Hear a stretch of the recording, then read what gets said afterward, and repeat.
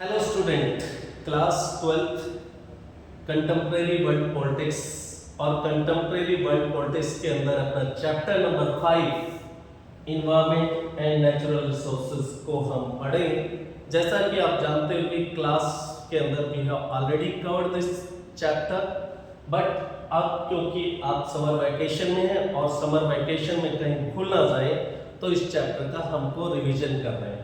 तो जैसे अब सबसे पहला क्वेश्चन हम जब क्लास में ले रहे थे तब भी यही आया था कि आखिर इन्वायरमेंट एंड नेचुरल रिसोर्सेज जैसे चैप्टर को हम पॉलिटिकल साइंस में क्यों पढ़े, और पॉलिटिकल साइंस के अंदर भी आप कंटेम्प्रेरी वर्ल्ड पॉलिटिक्स के अंदर क्यों पढ़े, इसके बारे में हमने बात की थी।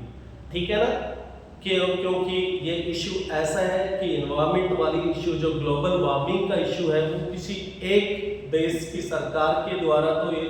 सॉल्व हो नहीं सकता। तो इसका मतलब ये है कि सारे जितने भी स्टेट्स हैं, कंट्री हैं जितने भी, उनको सभी को एक प्लेटफॉर्म पे आना होगा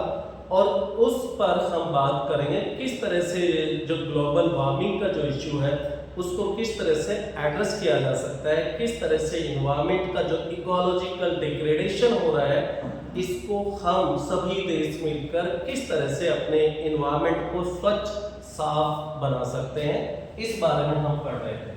और इसके अंदर आज हम बात करेंगे जो सबसे मोस्ट इम्पोर्टेंट टॉपिक है और उसके अंदर हमने बात की थी आपका common but differentiated responsibility. This is your topic of today, common but differentiated responsibility. As you know कि ये इन्वायरमेंट है, this is the common issues. Environment का डिग्रेडेशन है, ये समस्या है, सभी जानते हैं, बट इसकी रेस्पॉन्सिबिलिटी डिफरेंशिएटेड है। अब उसको हमको समझना है इस टॉपिक के अंदर, क्यों आखिर जो इन्वायरमेंट है, पर्यावरण है, ये कॉमन इशू है, लेकिन कुछ देशों की रेस्पॉन्सिबिलिटी ज्यादा है इस इन्वायरमेंट को प्रोटेक्ट करने की, बाकी जो देश है उनको थोड़ी सी छूट चाहिए।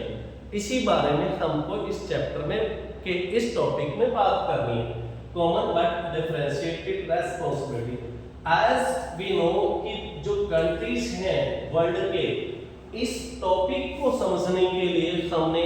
इनको नॉर्थ और साउथ के डिवाइड के रूप में पढ़ना है कि एक तरफ तो there are the countries those already been developed, जिन्होंने अपना डेवलपमेंट कर चुके हैं और ये उनका 19th एंड 20th सेंचुरी के बीच में उन्होंने अपना डेवलपमेंट कर लिया है।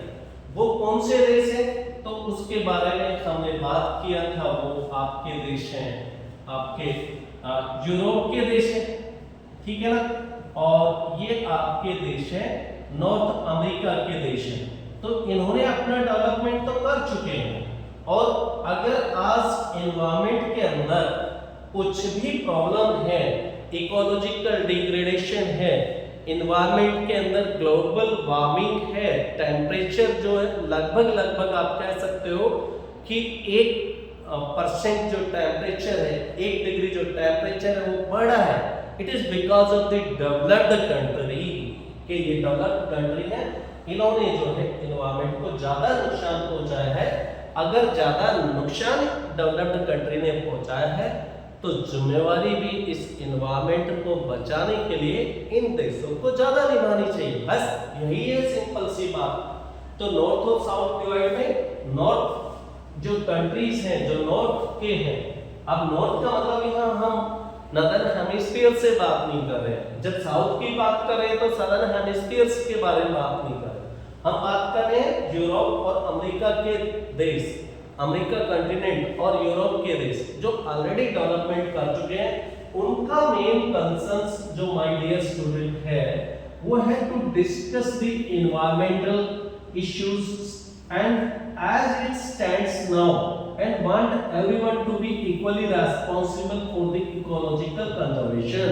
वो कहते हैं कि आज के दिन जो एनवायरमेंट की स्थिति है,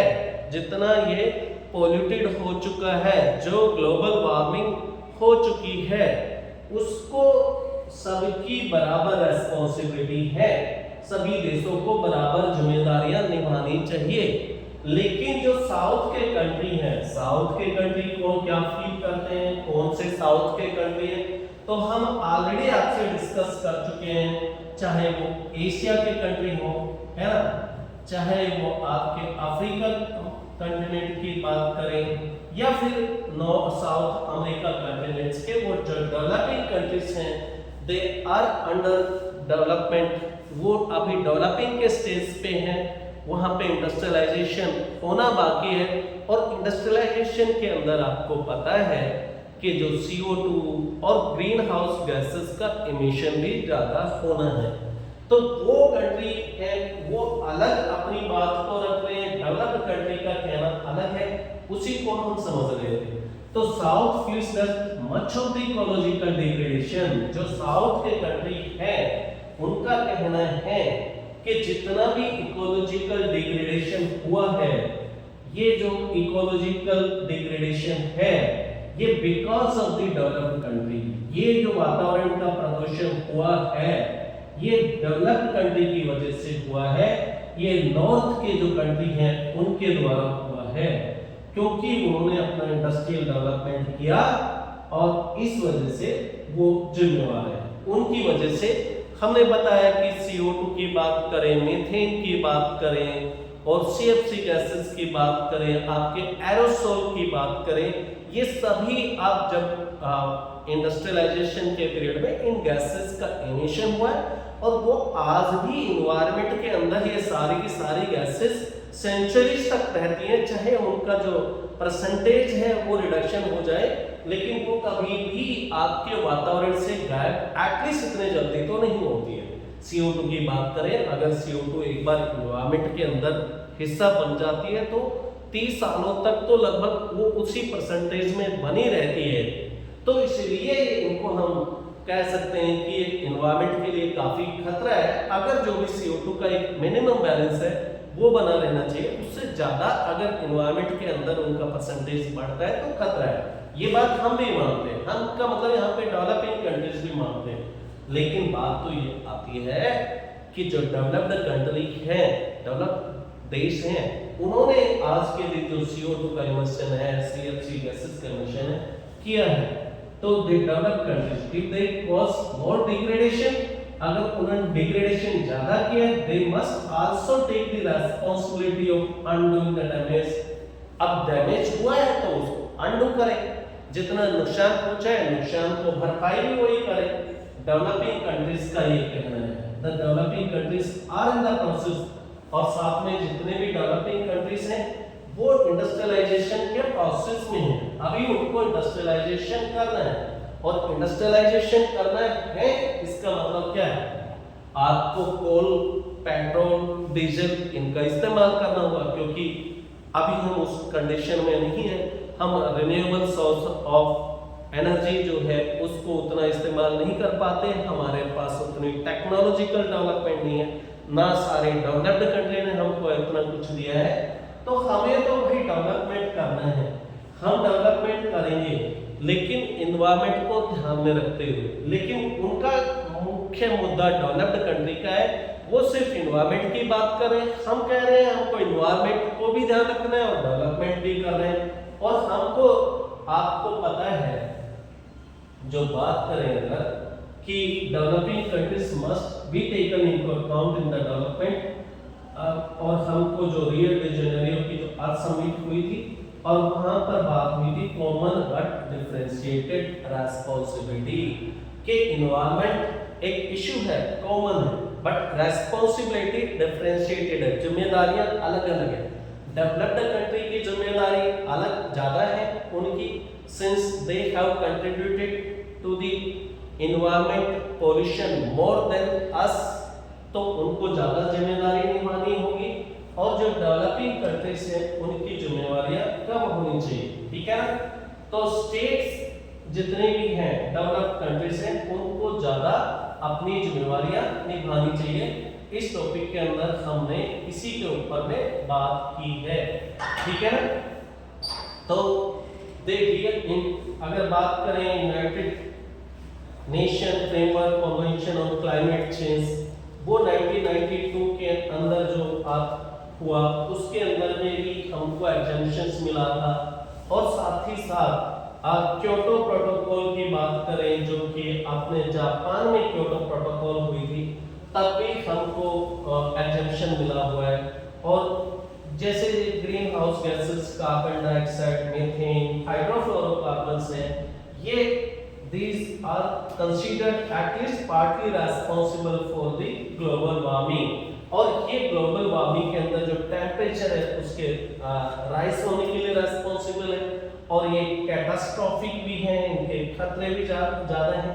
लेकिन बात तो यहीं पे आके अटक जाती है कि जो डेवलपिंग कंट्रीज है अब वो डेवलपिंग स्टेज पे है और उनको अपने देश का अपने इंडस्ट्रियलाइजेशन करना है। और हमें अर्थ समिट 1992 की रियो डी जेनेरियो की समिट हो या फिर 1997 का क्योटो प्रोटोकॉल हो, उसके अंदर भी बात यही होती थी United nation framework convention on the climate change, इसके अंदर भी हमने बात यही की थी कि भाई हमको तो एग्जामिशंस मिला हुआ है। तो इस टॉपिक को अगर इन शॉर्ट नटशेल में अगर हम बात करें, कॉमन बट डिफरेंशिएटेड रेस्पॉन्सिबिलिटी के अंदर हम कॉमन बट डिफरेंशिएटेड रेस्पॉन्सिबिलिटी में हमने इतना ही बात की है कि भाई एक तरफ डेवलप्ड कंट्रीज हैं, उनने 19th और 20th सेंचुरी के पीरियड में डेवलपमेंट कर लिया है, और आज के दिन जो भी वातावरण के अंदर प्रदूषण है, ग्लोबल वार्मिंग है, it is because of the developed countries. They should pay more, they should have the responsibility more for the ecological preservations, while the developing countries, since they are under the developing stage और अभी उनको कोल जैसी चीज या फिर non renewable sources of energy का इस्तेमाल करना है, और इस वजह से उनको एग्जामिशन चाहिए। ठीक है, तो इसी को हमने इस टॉपिक में डिस्कस किया, और इसके बाद में नेक्स्ट जो हमारा टॉपिक होने वाला है उस पे बात करेंगे इंडिया का स्टैंड क्या है एनवायरमेंटल इश्यूज के ऊपर, वो अपना नेक्स्ट टॉपिक आएगा। और ये पूरा का पूरा समर वैकेशंस के अंदर हमने जो टॉपिक्स कर लिए हैं उन सभी को रिवाइज कर लेना है, ताकि हमारे जो